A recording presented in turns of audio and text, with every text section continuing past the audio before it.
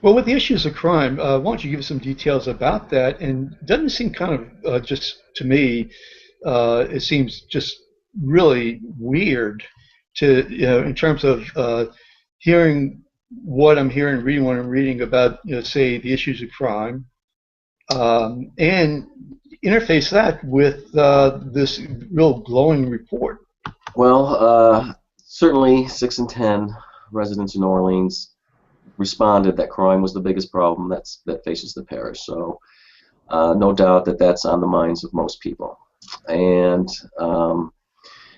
at the same time, though, the percentage of people who feel that crime is increasing has gone down. It was at 64% last year. It's only 50% this year. So people perceive a trajectory downward in terms of crime. We have a lower number of murders, and that tends to get the most media attention. So regardless of the other trends in crime, the perception among residents is that crime is not increasing, and it's not necessarily it's decreasing, but it's not increasing. And that they're fairly positive about the job and performance of the police chief in addressing the crime issue, also the district attorney. The one caveat there is that people are highly disapproving of the criminal courts.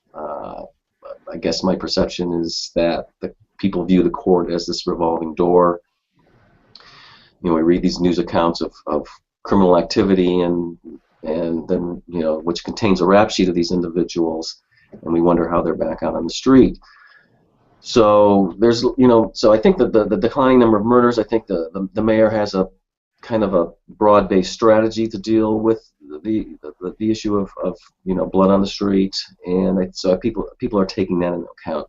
And I also think that for maybe people are compartmentalizing crime, that it only happens in certain sections of the city, and if I don't go into that area of the city, everything will be okay.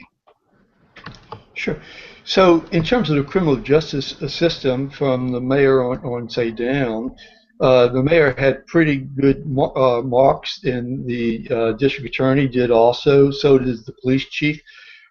Do you have numbers on, say, the judges? Are they the ones who are really getting the bad marks? Well, we don't have them on individual judges. What we did was just asked about the criminal courts in general, and but we have to take into account that people tend to rate institutions lower than they do in individuals. You can look at evaluations of Congress, which are very, very low, but then people tend to rate their individual congressmen very highly. Sure. And I think it's the same with the city council here as well.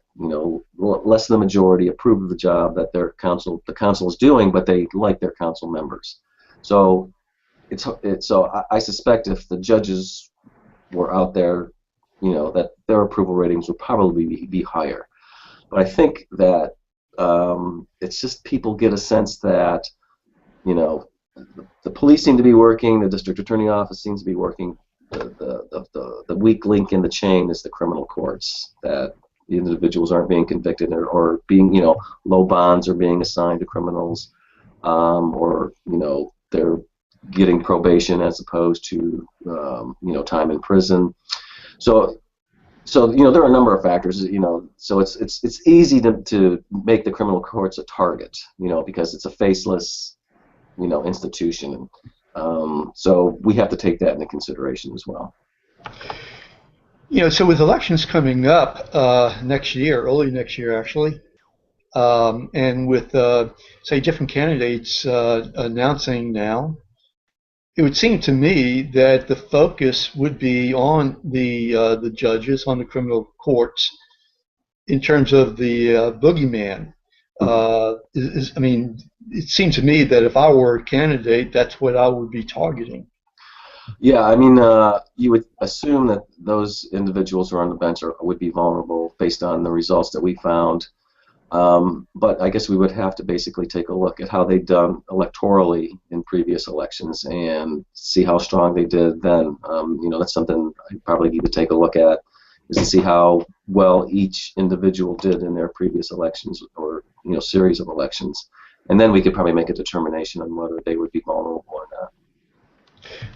Now, Mayor Landrieu, his numbers, say compared to say the police chief.